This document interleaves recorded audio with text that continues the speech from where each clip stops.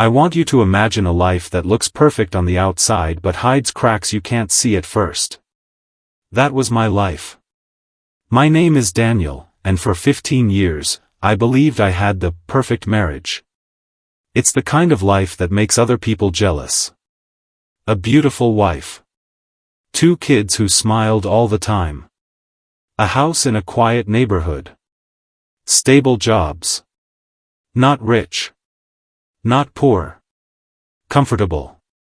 That word, comfortable, is dangerous. It lulls you into believing that everything is okay, even when it's not. Sarah, my wife, was amazing, or at least she seemed to be. People loved her. At church, at work, even our neighbors would stop her to compliment her. She was smart, funny, elegant, and always polished. And everyone told me I was lucky. Daniel, you're so lucky to have Sarah, they'd say, smiling. And I believed them. I wanted to believe them. Because when people tell you that you have it all, you want to feel grateful. You want to feel secure. And I did. For a while. We met in college. I was studying business. She was studying communications. I remember the first time I saw her, laughing with her friends in the quad, hair blowing in the wind, that infectious energy that made everyone smile. I knew I had to talk to her. Fast forward a few years, and she was mine. Or at least I thought so. We married young, idealistic, and full of hope. Our wedding was beautiful. The sun was shining, flowers everywhere, friends and family gathered to celebrate. I can still remember the way she looked at me as I kissed her at the altar, full of promise. Full of love. Life wasn't always easy. There were bills, long workdays, arguments over small things. But nothing that seemed impossible. We had our routines, our little habits, our traditions. I thought that was what love was, steady, predictable, safe. And then things started to change. Slowly, almost imperceptibly. At first, it was small. She would cancel dinner plans with me, saying she was tired. Or she would sigh loudly when I brought up doing something together. A little eye roll here, a subtle shrug there. I didn't think much of it. Everyone gets tired, right? Everyone has bad days. But then the small things became bigger. I remember the first night I noticed it. She was on her phone for hours, texting someone, laughing quietly to herself. She hid the screen when I walked by, acting as if she was just scrolling. But I knew better. I could feel it in my gut. Something was off. And the worst part? I didn't know what it was. Because I loved her. I trusted her. I wanted to trust her. But trust can be dangerous when the person you love has already decided they no longer need it. By the time the kids came along, I was even more committed to our family. I worked hard to provide, made sure we had everything we needed. And yet, every day, I noticed the cracks widening.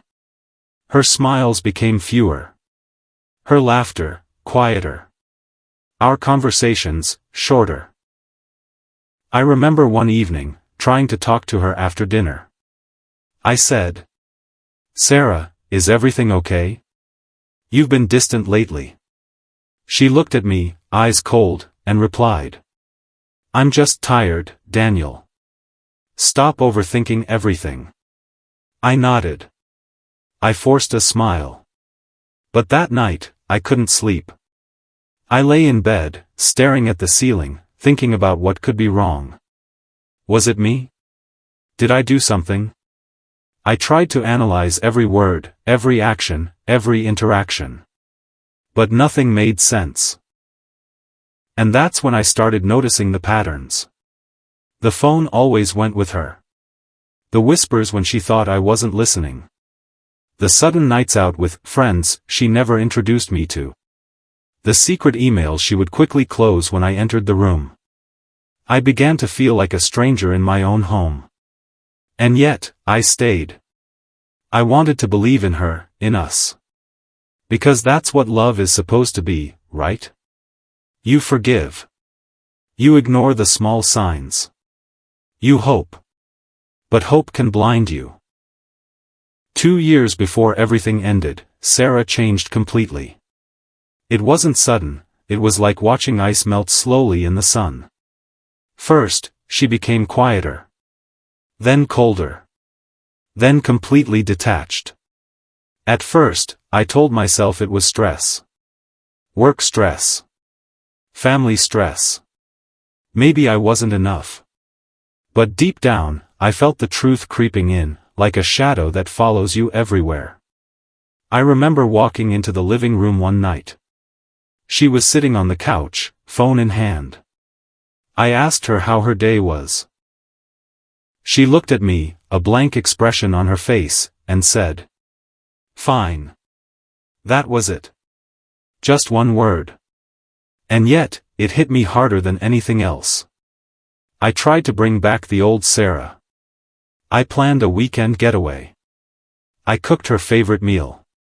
I bought little gifts. I tried to make her laugh, to reconnect, to remind her of us. But it didn't work. Instead, she would brush me off. She would smile politely but with no warmth. She would joke, but her eyes never reached mine. It was like I was invisible. At first, I thought I was imagining things. Maybe I was overthinking. Maybe I was just tired. But then, the nights became unbearable. She would stay up late, whispering on her phone. Laughing quietly. Hiding the screen when I came into the room. One night, I tried to confront her gently. "Sarah, I can hear you laughing on your phone. Who are you talking to?" She looked at me, shocked that I noticed, and said, "It's nothing, Daniel. Just work stuff. Stop snooping." I didn't argue. I didn't push. I just nodded. But inside, my chest tightened. My gut twisted. That feeling of dread settled in deeper than ever before. And then came the hospital night. I had been pushing myself too hard at work, ignoring stress, ignoring the constant headaches, the tight chest. One evening, I collapsed. My coworkers rushed me to the hospital. My heart was racing. My body felt heavy. I could barely breathe. The doctor told me it was stress, exhaustion, high blood pressure. Nothing life-threatening, at least not yet. Sarah arrived late. Not worried. Not scared. Annoyed. She kissed my forehead and said, "Try to sleep." I closed my eyes, pretending to rest. But I wasn't asleep. Not really. Minutes later, I heard her phone ring. She answered softly, tiptoeing near the window. She thought I was unconscious. She thought I couldn't hear. And then, her voice. Calm. Cold. Secretive. I could barely breathe. "Yes. I'm with him now." My heart froze. "No, he's fine. He won't die." She laughed. A sound I had once loved. But now it cut me deeper than a knife. "I told you, once the insurance clears, we're free." My hands shook under the blanket. My mind raced. She was planning something. Something I couldn't yet see. "I'm tired of pretending. I don't love him anymore." I could hear the certainty in her voice. The excitement. The freedom. "Soon, baby. Soon it'll be just us." I held my breath. Every instinct screamed at me to confront her. But I didn't. I knew I needed proof. I needed to survive this. My phone was beside me. I turned on the voice recorder, trembling. Every word she spoke, every laugh, every plan, captured. When she finished, she turned. Checked if I was breathing. And then, calmly, she went to sleep in the chair beside me. Little did she know, I had just recorded everything. Every secret, every betrayal, every plan to destroy us. And that recording would change everything. After that night, everything changed. I couldn't unhear her words. Every laugh, every secret plan, every casual mention of him haunted me. My heart ached in ways I hadn't known it could. But I had to survive. I had to plan. I spent the next few days observing her, quietly. Pretending nothing had happened. Pretending I was the same husband she had ignored for months. Pretending to sleep while my mind raced. The first thing I noticed was the secrecy. Sarah had always been on her phone a lot, but now it was different. She hid it from me. Locked it. Constantly looked over her shoulder. And whenever she typed something, she smiled, whispered, or laughed. Small things, but to someone who was paying attention, impossible to ignore. I also noticed the little inconsistencies. Dates she claimed to be out of the house but couldn't explain clearly. Messages I caught glimpses of, quickly closed before I could see them. Bank statements that didn't make sense. Tiny details that, added together, formed a picture I didn't want to see, but couldn't deny. One night, I tried to confront her gently. I said, "Sarah, I feel like something is off. You've been distant. Secretive. Who are you talking to all the time?" Her reaction was swift. Sharp. Defensive. "Daniel, stop overthinking everything. I'm busy. Leave me alone." Her eyes, usually warm and familiar, were cold. Distant. I realized that whatever was happening, it wasn't going to stop on its own. For days, I watched. For days, I waited. I wanted proof. Solid proof. Something I could use if I ever had to protect myself, our kids, or even my sanity. Then came the strange behavior that made my blood run cold. Sarah began spending long nights out. She came back smelling of perfume I didn't recognize. Her clothes would have subtle signs of someone else. Lipstick I had never seen, a faint scent of cologne. She started taking extra care in her appearance, not for me, but for someone else. I could feel it in the air, in the way she walked, in the secret glances at her phone. It was undeniable. She was planning a life without me. And every time I looked at her, I felt the betrayal crushing me, piece by piece. It all came to a head on the night I was admitted to the hospital. I had been ignoring the stress for months, pushing myself at work, skipping meals, losing sleep. My body finally gave out. My chest felt tight.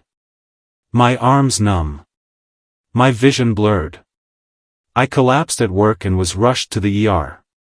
Everything was a blur, the lights, the nurses, the rushing, the concern. But the worst part wasn't the physical pain. It was knowing I would return home to a woman who was already planning to betray me. Sarah arrived late. Not worried. Not panicked. Just annoyed. She kissed my forehead softly, muttering, "Try to sleep, Daniel. You need rest." I closed my eyes, pretending. But I wasn't asleep. Not even close. Minutes later, her phone rang. She answered, quietly, as if speaking to a secret lover was perfectly normal. She tiptoed near the window, speaking softly, almost reverently. And then I heard it. "Yes. I'm with him now." My heart stopped. My stomach turned to ice. "No, he's fine. He won't die." The words hit me like a hammer. My wife was talking about me as if I were just an obstacle. A patient. A resource. Someone to be used and discarded. Then came the laugh. The laughter that once made me fall in love with her. Now, it was cold. Cruel. Calculated. I told you, once the insurance clears, we're free. I held my breath. Every instinct in my body screamed to jump up, shout, demand, confront. But I knew better. I reached slowly for my phone, my hands trembling. I turned on the voice recorder. Every word, every syllable, every planning detail, captured. She spoke freely. Boldly. Confidently. She didn't know I could hear. She didn't know I was recording. She didn't know that in that moment, I had all the power. I'm tired of pretending. I don't love him anymore. Soon, baby. Soon it'll be just us. I felt rage. Pain. Shock. Fear. But above all, clarity. I realized I needed to be smarter than her. Faster than her. And more patient. Because I now had proof. Proof that she had been planning this betrayal for years. Proof that she was manipulating everything. Proof that she thought she could destroy me, and get away with it. And she would have, if I hadn't been paying attention. That night, I lay there, pretending to sleep. My body was tense. My mind was racing. My heart pounded. But one thought kept me calm. I will not lose. I will not let her win. And that thought would become the foundation of everything that came next. Little did she know, the recording on my phone would be the key to exposing her. Little did she know, the next time she smiled at me, the game had already begun. Little did she know. I had heard everything. The first thing I did after that night was simple, I stayed quiet. Not a word. Not a gesture. Not even a hint that I had heard everything. I lay there in the hospital bed, my hand trembling slightly as I held the phone. The little red light blinked. Recording. Every secret, every plan, every betrayal, captured. I listened to it again, quietly. Sarah's voice, once so comforting, now sent a chill through me. Her laughter, her plans for a life without me, the way she casually referred to him, as if it were normal, it was all there. Clear. Damning. And then it hit me. I had proof. Solid, undeniable proof. But proof wasn't enough. I needed more. I needed context. I needed to understand the full scope of what she was planning. Over the next few days, I became a detective in my own life. Every email she sent, every text message she received, every transaction I could see, I checked. I wrote notes. I compared times. I looked for patterns. And patterns emerged. First, there were the hotel bookings. Small amounts, obscure locations, always when she claimed to be at work or shopping. I cross-referenced dates with her phone activity. The coincidences were too precise. Too frequent. Then came the financial irregularities. Transfers I didn't recognize. Payments to accounts with names that didn't exist in our circle. Little deposits labeled M or Mike, small enough to avoid notice, but consistent enough to tell a story. I knew who Mike was, but I needed proof. Solid, undeniable proof. So, I did what I had never done before. I hired a private investigator. I was careful. Quiet. Subtle. I couldn't let Sarah know I was onto her. Every step I took had to be invisible, or all my evidence would be meaningless.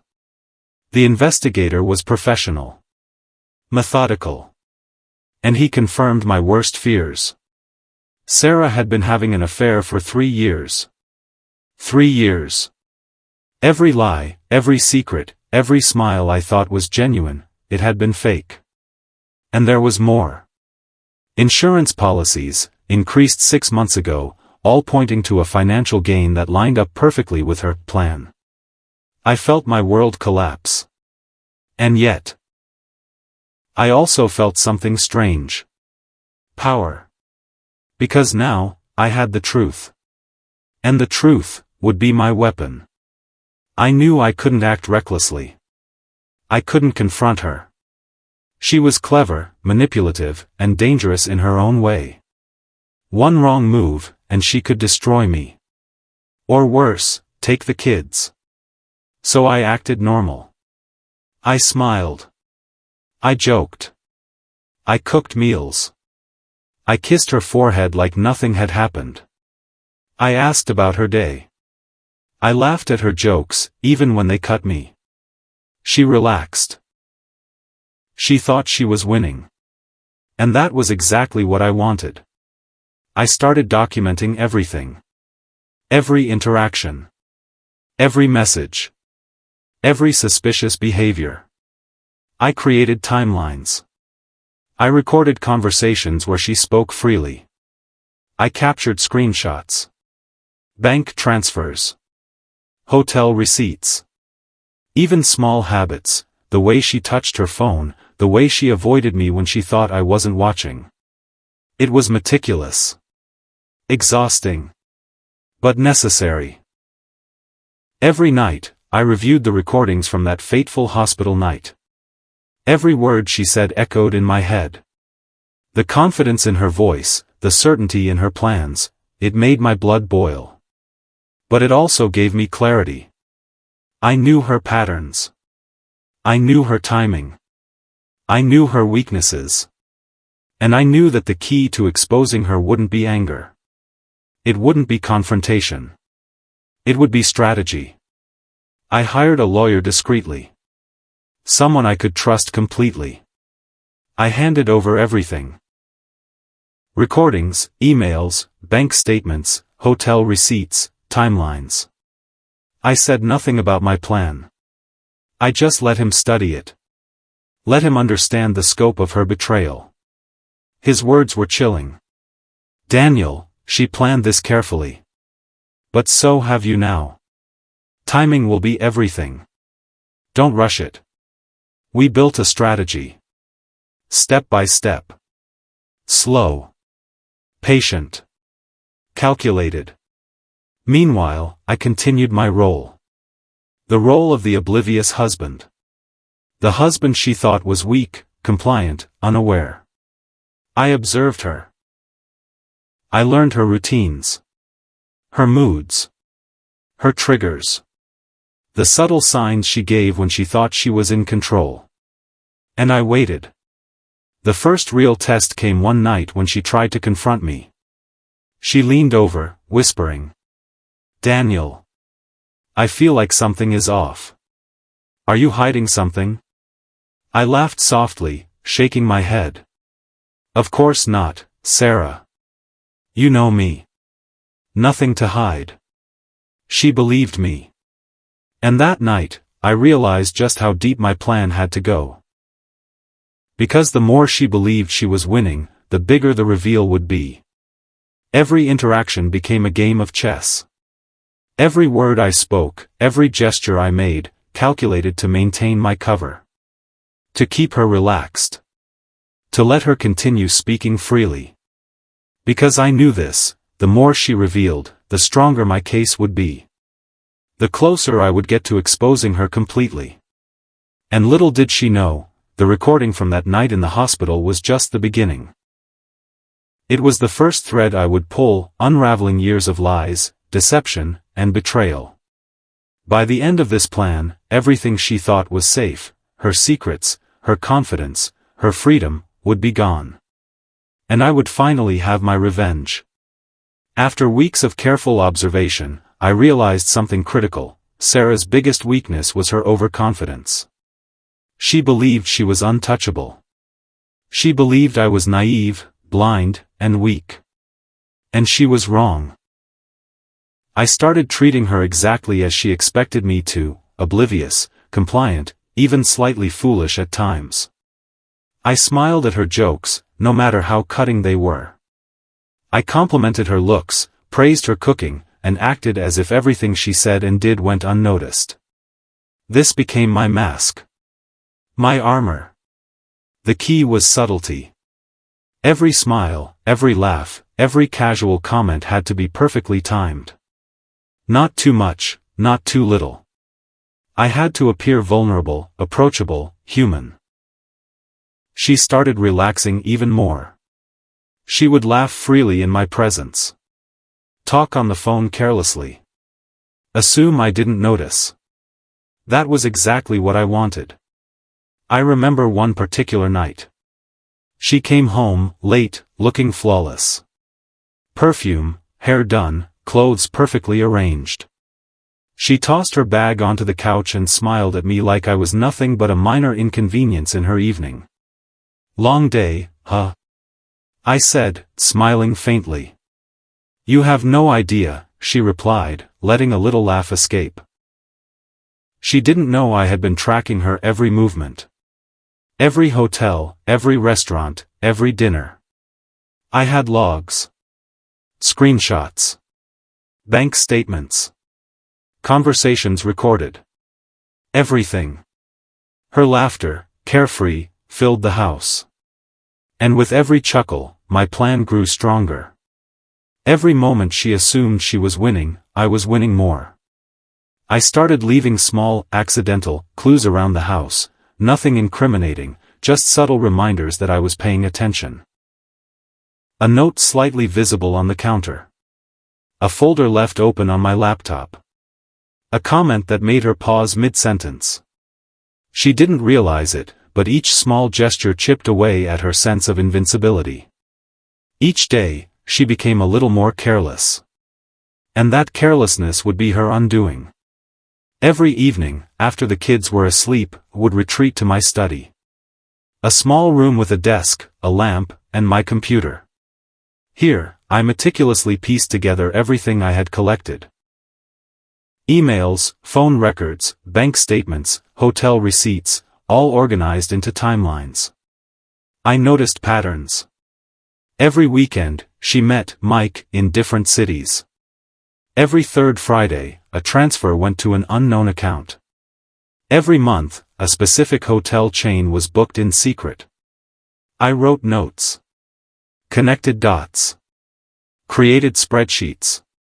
I even recorded ambient sounds in the house, the creak of the floorboards, the soft tap of her phone on the table. Everything became data, evidence, proof. And every night, I listened to her hospital recording again. It reminded me why I had to be patient. Why I couldn't rush. Why the perfect plan required waiting for the right moment. Sarah's overconfidence became my greatest weapon. She bragged, she laughed, she flaunted. I let her. I smiled politely, nodded, complimented her charm. She believed I was blind to it all. But I wasn't. I had the advantage of time, preparation, and knowledge. Every move she made, I had anticipated. Every word she spoke, I had considered. And the more she believed she was in control, the more powerful my eventual reveal would be. Every time she slipped, I made note. One evening, I caught her whispering on the phone. Yes, he suspects nothing. It's perfect. My stomach twisted. But I stayed calm. I whispered to myself. Yes, Sarah. It's perfect, for me too. Every little victory, every mistake she made, brought me closer to the moment I could finally expose her. The psychological game had begun. And she didn't even know she was playing it with a master. The next step was critical, gathering the final pieces of evidence.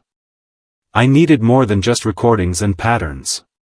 I needed proof she couldn't deny, proof that could be presented publicly if necessary. The first thing I did was double-check the hotel records. Cross-referenced every booking with her phone location data. Every business trip aligned perfectly with meetings she had claimed were for work. But the timing, the duration, the frequency, it told another story. She wasn't on business trips. She was meeting him. Next, I dug into the financial records. There were payments to accounts I didn't recognize.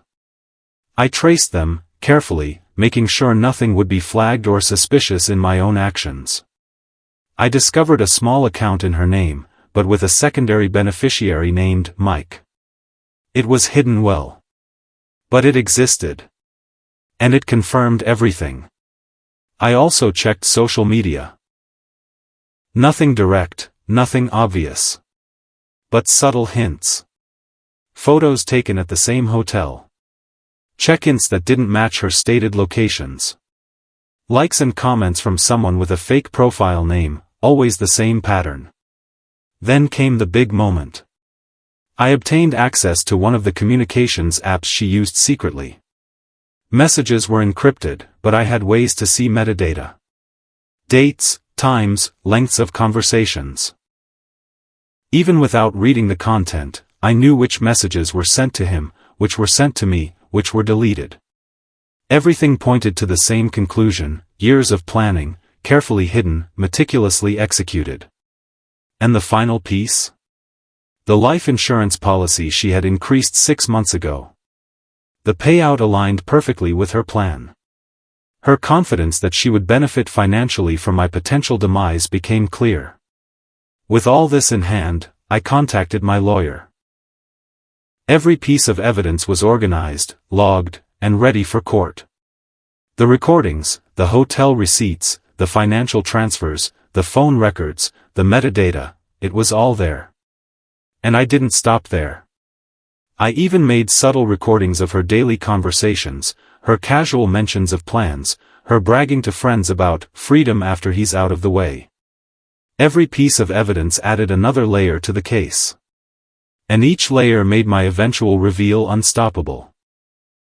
While gathering the final evidence, I also prepared myself mentally. I had to stay calm. I had to stay patient. I had to be ready for anything. If she suspected even a little, the entire plan could unravel. Every day, I rehearsed conversations in my mind. Every potential question she might ask. Every move she might make. I needed to be prepared to act normal no matter what. And slowly, carefully, I began to craft the ultimate confrontation. Because this wasn't just about revenge. This was about truth. And the moment of truth was approaching. I knew timing would be everything. If I acted too soon, she would suspect me. If I waited too long, she could cover her tracks. But there was a moment, just the right moment, when everything could be exposed perfectly.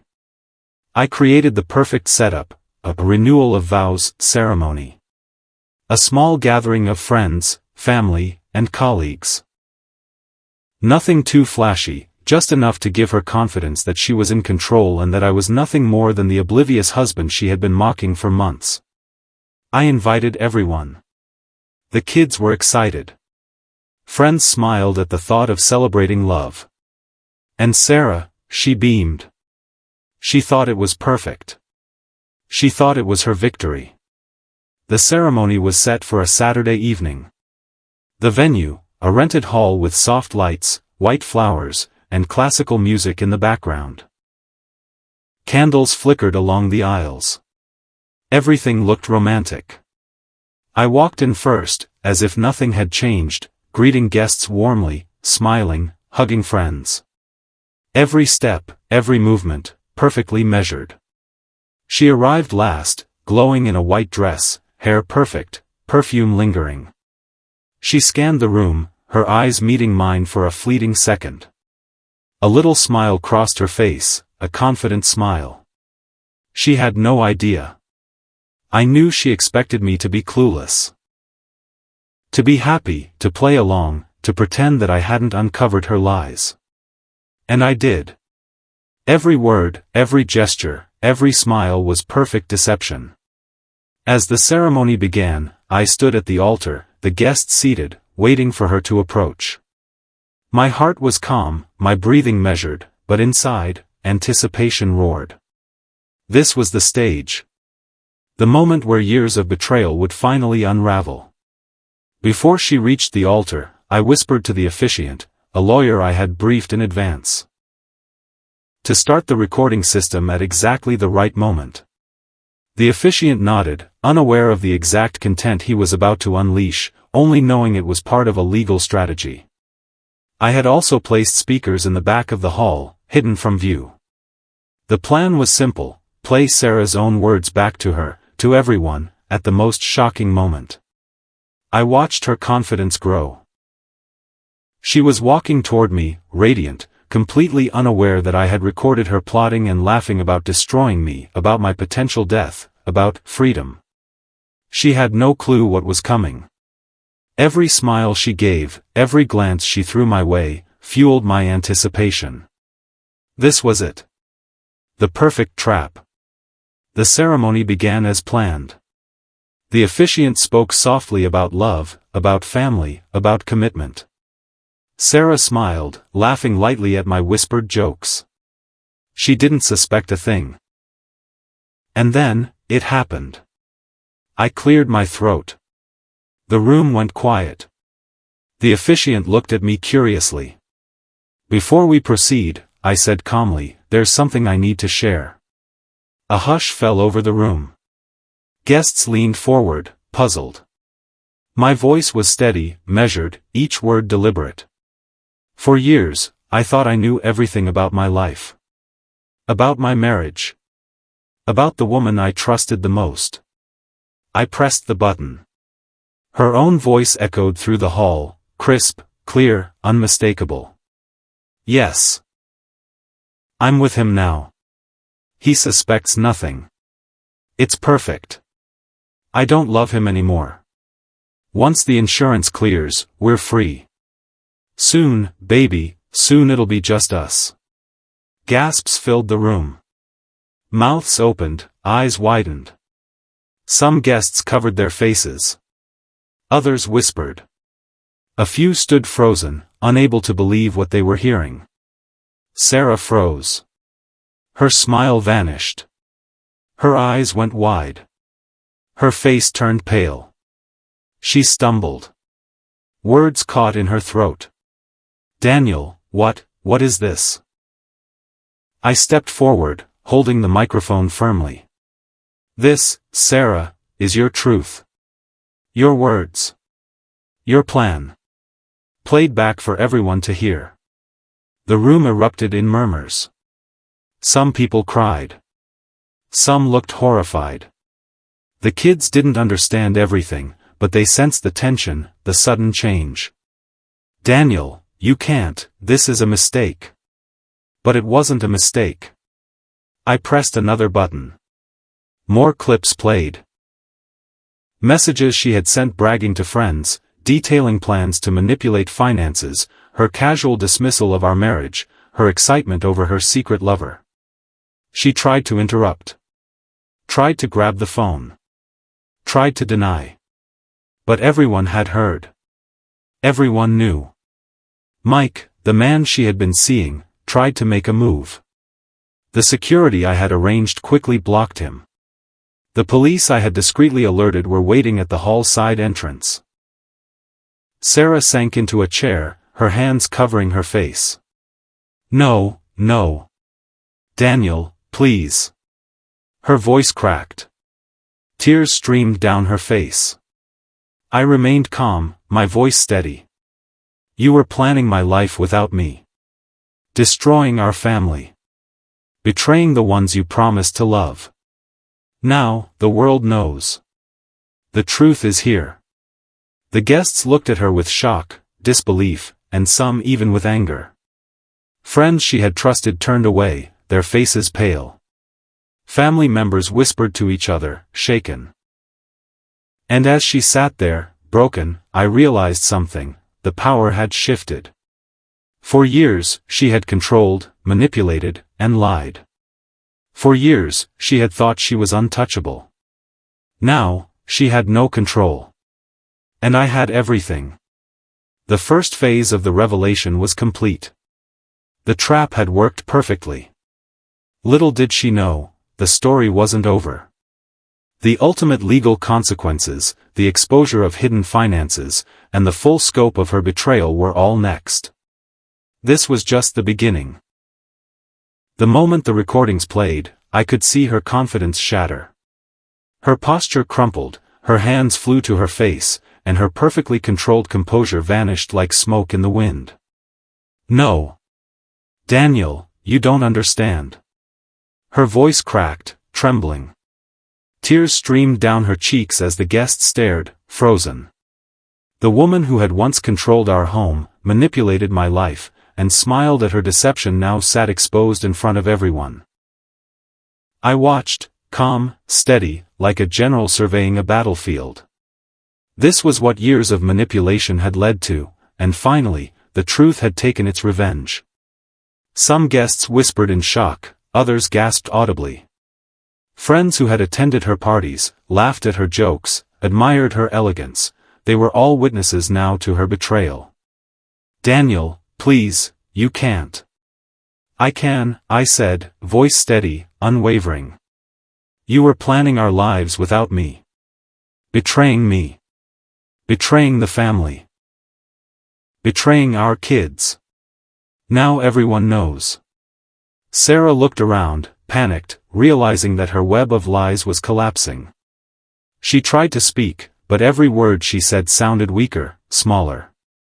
She had built her world on manipulation, on secrecy, and now that secrecy was gone. The guests shifted uncomfortably. Even the kids could sense the tension. The youngest clung to my arm, confused but safe. I held them close, reassuring them silently. They were my priority. They always had been. As the first phase of shock set in, I noticed her glances toward the doors, hoping someone, anyone, would rescue her. But no one did. There was only truth now. I pressed another button, letting more recordings play. Conversations she had bragged about to friends. Messages she had tried to hide. Financial plans. Admissions of lies. The room was filled with her own words, her own betrayals, leaving no room for denial. "Daniel, stop. I can explain." "There's nothing to explain, Sarah. This is who you are," I replied. Her voice faltered. Her attempts at charm, at persuasion, failed. The guests stared in disbelief. Some covered their mouths, others shook their heads in shock. I could see her confidence, her pride, disintegrate. She had once believed she could manipulate everything, everyone, but now, she realized her control was gone. Completely. By the end of the evening, Sarah sat slumped in a chair, her world exposed, powerless, and vulnerable. The first part of the revenge was complete, but the legal consequences were only beginning. After the ceremony, I moved quickly. I had anticipated her reactions, her possible escape attempts, even her attempts to rewrite the story. Everything had been planned meticulously. I contacted my lawyer immediately. We had already prepared the case with all the evidence I had collected over months, bank statements, recordings, emails, hotel receipts, and metadata. Everything lined up perfectly. The first step was custody of the kids. Sarah's betrayal had placed them in potential emotional danger. I presented the evidence in court, her secret meetings, financial manipulations, and admissions of betrayal. The judge, after reviewing the evidence, granted temporary custody to me immediately. The court proceedings were methodical. Every recording, every document, every screenshot was laid out clearly. The evidence was so overwhelming that even Sarah's defense had little to work with.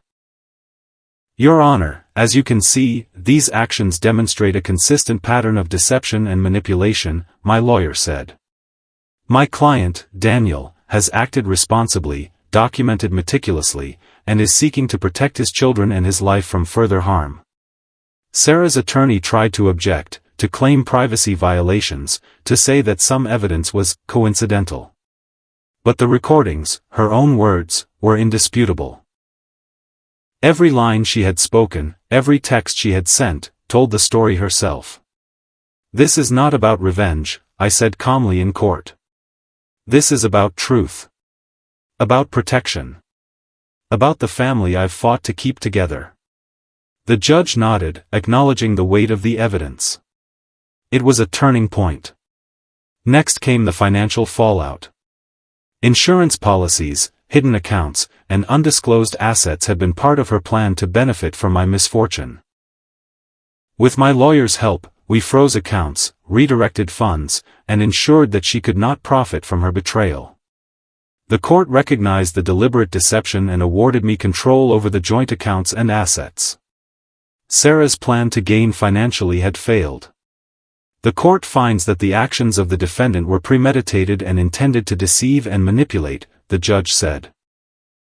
Custody and financial control will remain with the plaintiff, Daniel, for the protection of the children and the integrity of the family estate.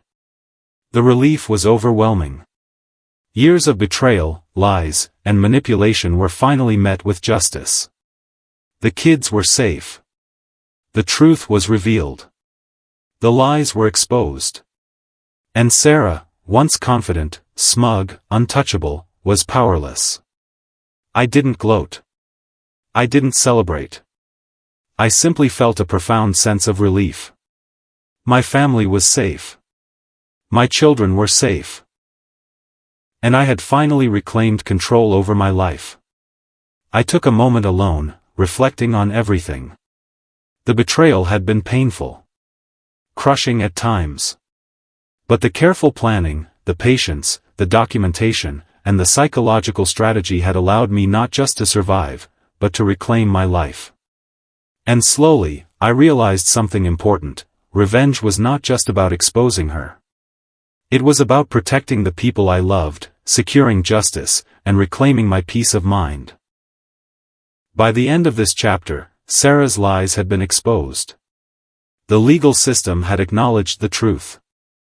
And I had proven, without question, that careful planning, patience, and strategy could overcome betrayal and manipulation. The days after the courtroom victory were surreal. Sarah's betrayal had been exposed. The legal consequences were settled. But life wasn't magically back to normal. I remember waking up that morning and feeling empty. Not sadness, more like a hollow relief. I had survived the storm, but the debris of betrayal still lay all around me. The kids were the first priority. They were innocent in all of this, yet they had felt the tension, the secrecy, the arguments that had been kept behind closed doors. I took them out that morning. Just a simple walk in the park. No discussions about betrayal, no mentions of Sarah, just laughter, ice cream, swings, and slides. The sound of their joy was healing. I realized something important. Revenge had been necessary to protect my life and my family, but rebuilding required patience, love, and presence. At home, I reorganized everything. Their rooms, our routines, our schedules. Small steps, but each one gave a sense of control returning to my life. I could see the fear in the kids slowly fade. Their smiles came back. Their trust in me grew stronger. I created a new structure for our daily lives.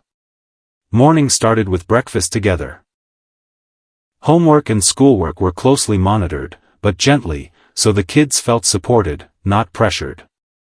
Evening routines included reading together, sharing stories about our day, and slowly rebuilding the emotional bridge that had been strained. I found small moments of peace in these routines, moments that reminded me why I had fought so hard. Why I had endured betrayal. Why I had carefully collected every piece of evidence. And with each day, Sarah's shadow faded from our home. I took time alone to reflect on the past. Years of betrayal, manipulation, and lies could have crushed me. They could have destroyed the children's lives. But I realized the most important thing wasn't revenge, it was awareness. Trust is powerful, I whispered to myself. And knowing when it's broken is even more powerful. I reviewed the recordings, emails, and timelines once more, not to relive anger, but to understand the journey. Every lie Sarah told, every secret she kept, every smile she faked, it had taught me a lesson. Not about her. About me. About vigilance, patience, and the importance of protecting what truly matters. Months passed. Life settled into a new rhythm. The legal battles were behind me. The children were thriving. And I had reclaimed not just control of my life, but my peace of mind. Sarah tried to reach out, attempting reconciliation, sending messages, even leaving notes. But I didn't respond. My peace was not for sale. Her betrayal had cost her any place in our future. Instead, I focused on the family I had saved. The children laughed more freely now, without fear or confusion. I could take them to school, to soccer practice, to the park, without carrying the weight of manipulation and lies on my shoulders. I reflected deeply on what had happened. Betrayal is a painful teacher, but it also imparts clarity. I learned that patience, careful planning, and calm strategy are stronger than anger and impulsive reaction. I realized revenge wasn't about hurting her, it was about reclaiming what she tried to take from me: truth, stability, and control over my own life. Some people teach you lessons the hard way, I thought. But the lessons, if learned, can make you stronger. I slowly reintroduced small joys into our lives. Weekend trips with the kids. Movie nights. Baking together. Even quiet moments alone with a book. Each small act of normalcy was a victory. I began journaling again, documenting not betrayals but gratitude. Not manipulation, but progress. Not anger, but hope. And with every page, I felt lighter. The house was no longer just a building, it was a home rebuilt on honesty, transparency, and love. Looking back, the betrayal had been devastating. But the careful strategy, the patience, and the eventual reveal had restored justice. I had learned that life doesn't always allow us to control what others do, but it does allow us to control our response. And in controlling my response, I reclaimed my family, my home, and my peace. Sarah's chapter in my life was closed, not with anger, not with violence, but with truth, patience, and resilience. I survived, I whispered. And my family is safe. That is victory. The story wasn't just about betrayal. It was about endurance, strategy, and the unshakable truth that patience, combined with planning, is stronger than any lie. And in the end, that was more than revenge, it was justice. After months of careful rebuilding, our life began to feel like something I had thought was lost forever. The house was filled with laughter again. The children ran through the rooms, their faces bright, unshadowed by the anxiety and tension that had once lingered. Even the smallest moments. Reading a bedtime story, helping with homework, cooking together, felt miraculous. I had rebuilt routines that were once fractured. Mornings were calm and organized. Breakfasts were shared without rush or tension. School runs became moments to bond, to talk, to laugh. And evenings, once a time of suspicion and cold silences, were now filled with warmth and stories. The greatest reward was seeing the children regain their innocence. Their trust in me, their laughter, their spontaneous hugs, these were proof that the past, no matter how painful, could not define the future. I also focused on my own healing. The betrayal had left scars, invisible to the eye but deep within the mind and heart. I began journaling, documenting not anger, but gratitude. Each day, I listed the victories, the lessons, and the moments of peace. Exercise became part of my routine, not to punish the past, but to strengthen my present. Early morning runs gave me clarity. Yoga and meditation helped me center my thoughts. Slowly, the stress, anger, and anxiety that had once consumed me started to fade. Through this process, I realized the most critical lesson: truth is the ultimate weapon. No matter how clever, manipulative, or deceitful someone might be, the truth eventually surfaces. And when you prepare, when you observe, when you act patiently, truth can protect you and those you love. The recordings, the evidence, the planning, it was never about revenge for its own sake. It was about reclaiming reality, reclaiming control, and protecting my family. With our lives now restored, I began reflecting on the journey. Betrayal had taught me lessons that no other experience could. Lesson 1: Patience over impulse. I had learned that immediate reactions, fueled by anger, rarely lead to justice. Instead, patience allows for observation, planning, and careful execution. The months of collecting evidence, monitoring behaviors, and strategizing were essential. Had I acted impulsively, Sarah could have hidden or destroyed evidence, and the betrayal might have continued unchecked. Lesson 2: Protect those you love. Every decision I made, every observation I recorded, every conversation I planned was for the safety and well-being of my children. Betrayal may hurt you personally, but when children are involved, it becomes a responsibility to act carefully, decisively, and strategically. Lesson 3: Justice can be calm. Revenge doesn't have to be loud or violent. Strategic action, backed by truth, patience, and preparation, ensures that justice prevails without unnecessary escalation. I did not humiliate Sarah for fun. I did not cause harm for sport. I acted with intention, evidence, and legality. And the results spoke for themselves. Lesson 4: Life after betrayal can be beautiful. Though betrayal shakes your foundation, life can be rebuilt. Slowly. Carefully. Purposefully. Moments of joy, laughter, and love can return, sometimes even stronger than before, when you prioritize truth, healing, and family. Rebuilding trust. The most important aspect of the recovery was rebuilding trust, not just with the children, but with myself. I trusted my instincts, my observations, and my judgment. I had survived manipulation. I had reclaimed control. I had ensured the safety of those I love. And that trust, once rebuilt, became a shield, a foundation, and a source of confidence for the future. Final reflection. As I sit now, looking back on the entire ordeal, I feel a deep sense of closure.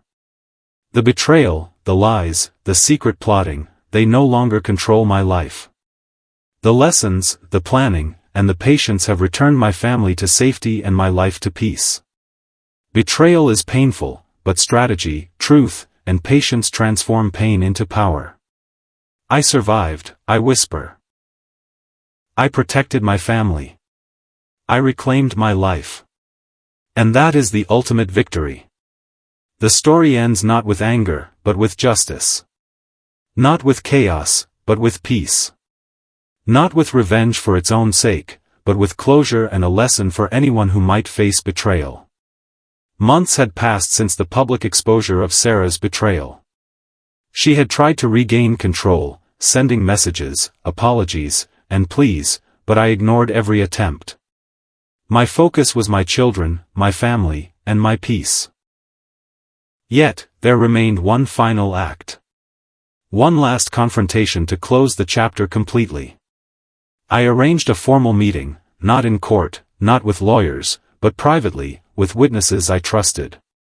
The goal was clear: to face her one last time, to ensure she understood the consequences of her actions, and to reclaim full closure. She arrived, hesitant, nervous, unsure of how this would unfold. Her usual air of confidence was gone. Her eyes darted, searching for any sign of leverage, any way to regain control. "Daniel, please, I want to explain," she began, voice trembling. I held up a hand. "There's nothing left to explain, Sarah. You've said enough. Your words, your actions, your plans, they've already spoken for themselves." I handed her a folder. The documents inside were meticulously organized, evidence of financial manipulation, hotel bookings, conversations with her lover, and her admissions of betrayal. She flipped through them, eyes widening, swallowing nervously. She had seen all this before, but this time, it wasn't a surprise. It was definitive. I didn't realize," she stammered. "You did," I replied. "You knew exactly what you were doing. And now, the consequences are unavoidable. I watched her shrink under the weight of truth. Every lie, every secret, every calculated deception now pressed down on her like a stone. The witnesses, friends and family I trusted, watched quietly. The power dynamic had shifted completely. For years, she had controlled, manipulated, and dominated. Now, the roles were reversed. I didn't raise my voice. I didn't yell. I didn't gloat. I simply stated the facts, clearly and calmly. That clarity, that calm authority, was more devastating than any shouting, more powerful than any angry confrontation. Sarah's realization. Her realization came slowly, painfully. She began to understand that every move she made had been anticipated. Every lie she told, every secret she thought was hidden, had been documented. Every plan had been dismantled without her even realizing it. You've been planning all this time, she whispered, almost in disbelief. Planning, observing, protecting. Yes, I said. Not for revenge, not for anger, but for justice. For truth. And for the people I love. The room was silent. Every witness could feel the tension, the weight of the moment. The past, the lies, the betrayal, all laid bare. And Sarah finally understood, the game was over. The legal system had already delivered partial justice, but this final confrontation sealed it completely. I worked with my lawyer to finalize all remaining matters, custody, financial settlements, and formal legal recognition of the betrayal and manipulation. Every document was airtight. Every signature precise. There was no loophole, no escape, no ambiguity. Sarah attempted one last defense, but the evidence was irrefutable. Bank statements, hotel receipts, recordings, messages, and her own admissions, everything was in order. The judge confirmed that the prior settlements were valid and legally binding. All evidence presented is credible, comprehensive, and supports the plaintiff's claims. Custody and financial oversight remain with Daniel, the judge declared. The relief was immense. I had protected my children, reclaimed my assets, and ensured that Sarah could not manipulate, control, or harm us again. Emotional release. After the legal work was complete, I allowed myself a moment to breathe. For the first time in years, I felt a sense of closure. The burden of deception, betrayal, and constant vigilance had been lifted. I spent the evening with my children, reading stories, laughing, and reconnecting. Their smiles, their innocence, their trust, it was the true reward. No court, no revenge, no document could surpass the value of their well-being. The lesson for the future. Through this ordeal, I learned the ultimate lesson: patience, observation, and calm strategy are more powerful than anger or impulse. Revenge is not about destruction, it's about justice, truth, and protection. Life may bring betrayal, I thought, but the way you respond defines your strength. I also realized that real closure comes not from seeing someone punished, but from reclaiming your own life, peace, and happiness. Sarah's chapter was closed. My family's future was secure. And I had emerged stronger, wiser, and more resilient. The moral for the audience. This story isn't just about betrayal. It's about vigilance, strategy, and patience. It's about protecting the ones you love and reclaiming control over your life. To anyone watching, betrayal may shake your foundation, but it does not have to define your future. With patience, careful observation, and strategic action, justice and peace are achievable. And as I look back, I realize something profound. Survival isn't just enduring, it's reclaiming your power, your truth, and your life. I survived. I protected my family. I reclaimed my life. And that is the ultimate victory. The story of betrayal, patience, and ultimate justice ends here, not with chaos, but with calm, with truth, and with victory. The first weeks after the final confrontation felt surreal. The house was quiet in a way it hadn't been for years, not tense or fearful, but calm, secure. I could finally breathe. I woke each morning knowing that the children were safe, our home was protected, and I had reclaimed control over my life. The betrayal that had once dominated every thought, every plan, and every interaction was now confined to memories and lessons learned. I started a new routine, not just for the children, but for myself. I focused on personal growth. Exercise, mindfulness, and journaling became my pillars. I filled my time with things that mattered. Reading, reflecting, and planning a future built on honesty and purpose. Reconnecting with the kids. The most rewarding part of life after betrayal was reconnecting with my children. We had long conversations, not just about school or chores, but about life, trust, and values. I encouraged them to ask questions, to express their feelings, and to share their thoughts. Slowly, I could see the fear, confusion, and tension fade from their eyes. We laughed again. Played games again. Shared ice cream on sunny afternoons. The trust we rebuilt became the foundation for everything else. Peace at home. I also took time to restore the home environment. The atmosphere changed from one of suspicion to one of comfort. Little rituals, reading together before bed, family dinners, even casual movie nights, became the glue that held us together. The past wasn't forgotten, but it didn't dominate. The lessons remained, embedded like quiet reminders of strength and resilience. Betrayal is painful, I told myself, but life after betrayal can be beautiful, if you act wisely. The final chapter of this story isn't just about what happened to Sarah, it's about what I learned, and what anyone watching can take away from this story of betrayal, strategy, and ultimate justice. Lesson 1: Patience is power. Years of betrayal had tested me. Impulsive reactions could have destroyed everything.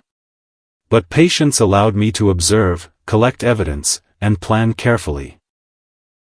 The recordings, messages, and financial records weren't just proof, they were a tool. And tools, when used wisely, turn vulnerability into strength. Never rush revenge, I thought. Plan, prepare, and act deliberately. That's true power. Lesson 2: Protect what matters most. The children were my anchor throughout the ordeal. Every decision, every observation, every plan was ultimately about their safety and well-being. Betrayal is personal, but when family is involved, strategy must be protective, not destructive. The people you love deserve vigilance, care, and protection. Nothing else matters more. Lesson 3: Justice without malice. I didn't seek to humiliate or destroy. I sought truth, exposure, and fairness. By acting with calm, evidence-backed precision, I ensured justice, not chaos, not vengeance. That distinction made all the difference. Revenge without justice is empty. Justice without strategy is impossible. Combine the two, and peace follows. Lesson 4: Life after betrayal can thrive. The greatest victory wasn't exposure. It wasn't custody or financial control. It was reclaiming life.